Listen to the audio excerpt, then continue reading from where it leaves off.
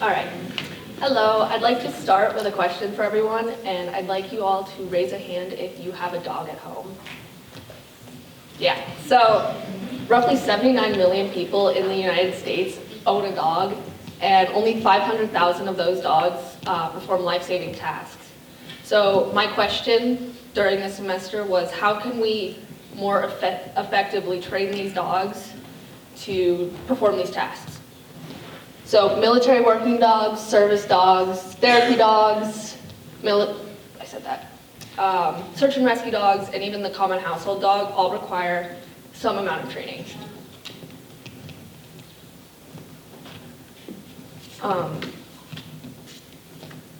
Hi, I'm Sophia, and for my project, I trained my dog. A little background about me is I grew up in a household full of dogs. My parents were both dog handlers in the Air Force, and I've had several dogs. I've had Dutch Shepherd, Belgian Malinois, Bloodhound, Great Dane, Great Pyrenees. There's more. I have a Frenchie right now. So how does the canine brain work and develop to human requests? So compared with humans and their 1 to 50 ratio of the brain, horses and dullards at their 1 to 600 ratio, lions at 1 to 550, dogs are comparative scholars, and they weigh in at an impressive ratio of 1 to 125. And this ratio holds across all breeds of dogs. So while the size of the brain is different, the structure is strikingly similar. So dogs actually exhibit behaviors of joy, fear, sadness, and other human-like emotions. According to several behavior measurers, the dog brain is similar to that of a 2 to 2.5-year-old child. So dogs get excited when a family member comes home. You'll see them running all around, jumping on you. That may suggest that they have an awareness of past and future, and also a rate at which time passes. Studies and videos prove this. When they are stirring from naps and becoming restless, checking the front door, they're all signs of your dog realizing it's time for you to come home. So what does any of this have to do with training? As we adapt to how dog brains function, we can find easier and more effective training methods while also forming connections. So what is positive reinforcement, and what does it get you in dog training? Positive reinforcement uses a reward like treats, praise, toys, all that kind of stuff. Positive reinforcement, it's a powerful tool. It gets the dog to repeat behaviors. So think of how little babies learn to walk. You'll clap, you'll praise them. It's exactly like that for a dog. You reward them for their behavior and they repeat it.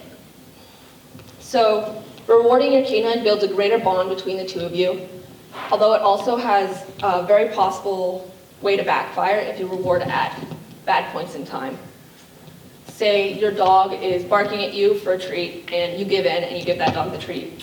That teaches the dog that that's a good and acceptable behavior, and you're telling them that it's okay to do.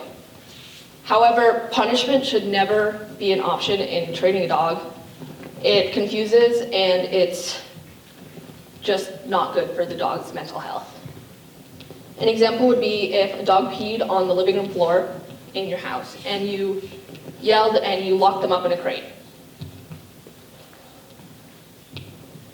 They may interpret that as it not being okay to pee in that spot in the house. So they go around the house and they hide the spots that they pee. A correct way to adapt that is you take them outside, you show them where the proper place is to pee, and you reward them for that. So think of if you were at work and you made a mistake. Your boss comes up to you and yells at you. You feel embarrassed, ashamed, and just unmotivated. That's the same feeling a dog would get if you punish them. So why is training related to dogs that save lives? These dogs each undergo specialized training to develop their skills and instincts. By understanding how their brains work and building a strong connection with them, trainers can effectively teach these dogs to perform life-saving tasks. Understanding and learning different training methods can make a huge difference. Even the trainers that work with the hero dogs use positive reinforcement as their #1 technique. Search and rescue dogs are trained to locate missing people and alert their handlers. In their practice, they'll use scented clothing and hide it somewhere, like beneath rubble.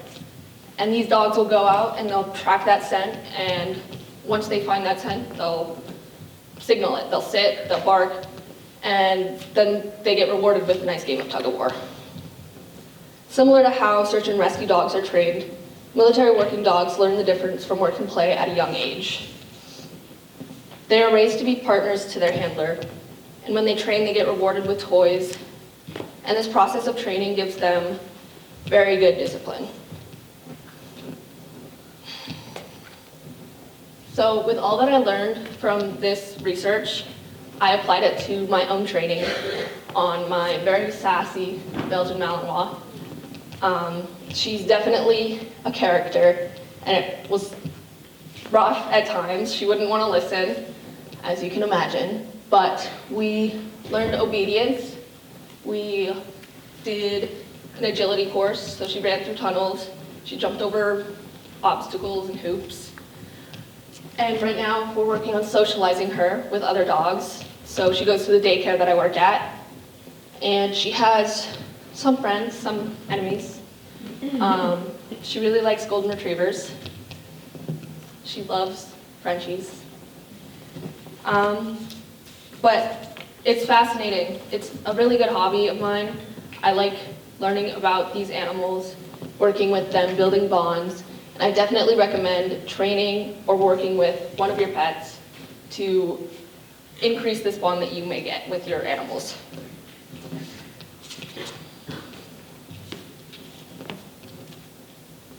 Thank you. Is there any questions? Yeah. How old is she now? She turned a year old on November 17th. What was your favorite part of the training process? When she actually listened, I think, it was hit or miss a lot of the time. So like my dog, one of my dogs is like 5 years old right now. You know how there's that saying you can't teach an old dog new tricks? Is that actually true? Oh, Is no. there? You could definitely, positive reinforcement helps a lot. And if you just keep going at it, showing them the right things to do, you can easily train a dog. I've trained my 7-year-old Great Pyrenees tricks. He knows how to hug. Yeah, right there. You mentioned a ratio at the beginning of the presentation. What was that ratio? It was